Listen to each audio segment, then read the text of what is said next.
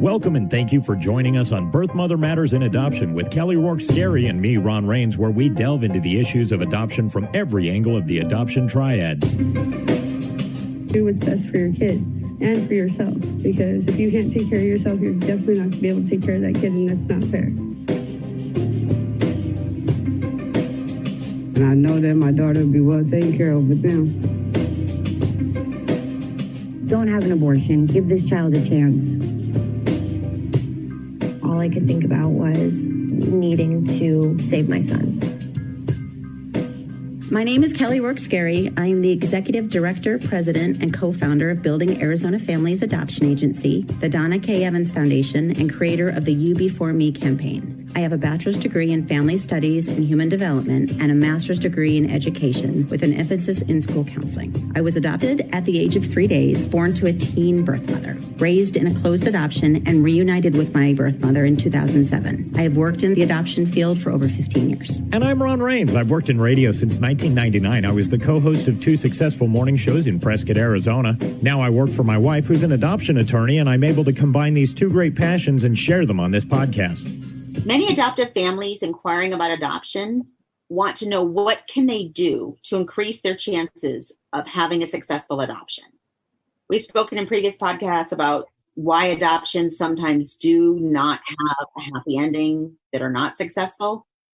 Sometimes adoptions don't go through because of the birth mother changing her mind or external factors influencing the birth mother or birth parents.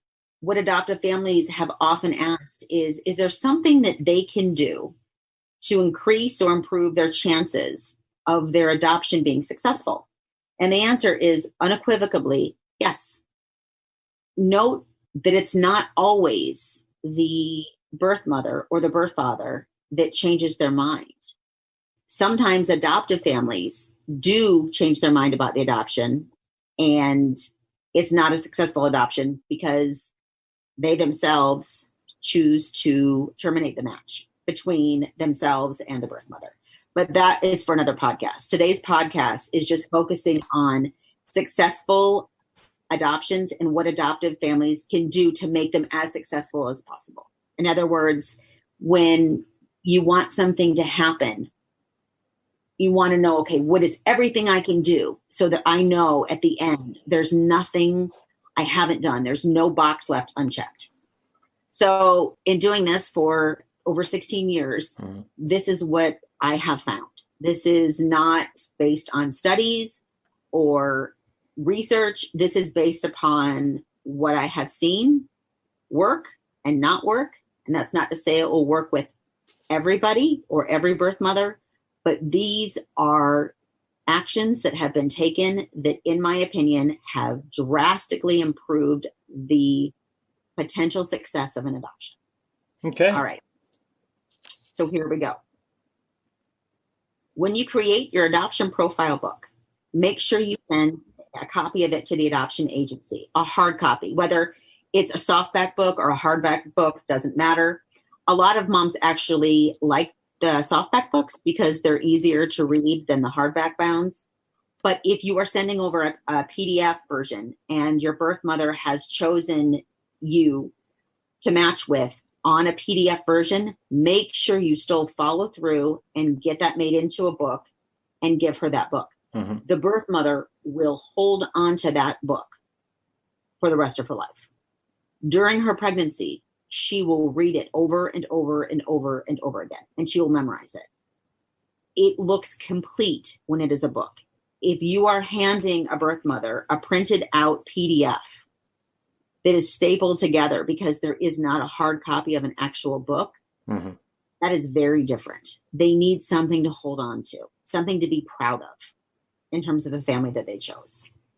If you have an open adoption and you live out of state, and the birth mother is wanting an open adoption and is open to you traveling to see her before she delivers, do it. Do it. Even if it's for a weekend. It is much easier to continue to progressively build a relationship with somebody that you have met in person than solely over the phone. If you can't do it, you can't do it. But if you can make it a point to show her, I care so much about you as a person, because you flying out ahead of time has nothing to do with the baby. The baby is not born. It is you saying, I care enough about you that I'm going to make the effort and I'm going to travel to show you how much you mean to me. It is very appreciated, even if it is having one meal together and spending a little bit of time. It is a huge, huge deal. And it also shows her your commitment. And remember, you're building a relationship that is going to last a lifetime. Mm-hmm. And you only have a limited amount of time to build that relationship before the baby's born. And I mean, while technology is incredible, and these days we can do so much with Zoom or with Skype or all the other, FaceTime on your phones and everything else, it's amazing. And these are things we never could. As a matter of fact, these are things we dreamed of when we saw Star Trek and thought, wow, that would be the coolest. But when you compare an actual physical conversation with somebody to a Zoom call, there is no comparison. There never will be. It will never be the same as being in the presence of somebody and talking directly to them. Even in the midst of the COVID crisis with masks on and everything else, you're still in that physical proximity. I don't even know how to describe the difference, but it's no comparison. Agreed. Another one is to give birth parents control over decisions when possible. When a birth mother's placing a baby for adoption, as her delivery gets closer and closer, she starts to feel a loss of control. In order to give her more sense of control and increase her feelings of not knowing that she's going to lose, like I said, what she's in control of at this moment, when people feel loss of control, they grab onto it more strongly. Mm-hmm. And they start reaching. And so giving her the control is really going to help. So some ways that you can do that are together choose a name for the baby, or at minimum, let her choose the middle name. Let her decide what day and time the weekly telephone calls, if you're having them, take place. When she creates a hospital plan, support her in her plan. Commend her for what an amazing plan that she has created. Buy 2 take-home baby from hospital outfits and let her pick which one the baby goes home in. Let her put the baby in the outfit. Give her those moments, because you're showing her not only that you support her and what she's doing, but you're showing her that you are going to allow her to be a part of this baby's life in an open adoption. Little things can go a really long way. So prior to delivery, but after match, talk to your adoption agency and ask about the rules about gifts for birth mothers, frequency, monetary, and delivery in terms of state laws and agency regulations. If you're allowed to, send weekly handwritten, don't type them, handwritten cards.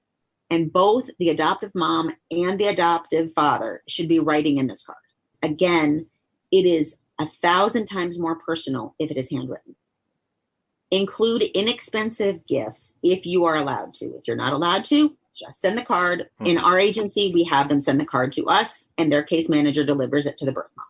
So including some inexpensive gifts would be maybe a $10 gift card to a bookstore, hand lotion. You can get it at Bath and Body Works, especially with the sales coming up. The warm fuzzy socks as it gets closer to Christmas. Mm-hmm. Making a handmade necklace, or even some cute hair clips. So when she's in labor, she can put her hair up if she has longer hair. These can be really small, thoughtful gifts. When you are on the telephone call with her and you're doing weekly calls, ask about her. I've been on hundreds and hundreds of these phone calls. And I find that a lot of adoptive families want to talk about the baby. How's the baby? Are you feeling the baby move? What did the doctor say about the baby? Is the baby kicking a lot? Mm-hmm.